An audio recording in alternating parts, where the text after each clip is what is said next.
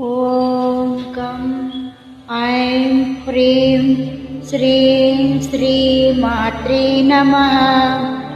ॐ गं ऐं ह्रीं श्रीं श्रीमात्रे नमः।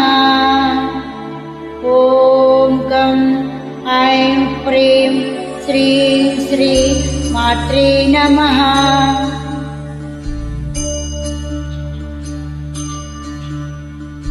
ॐ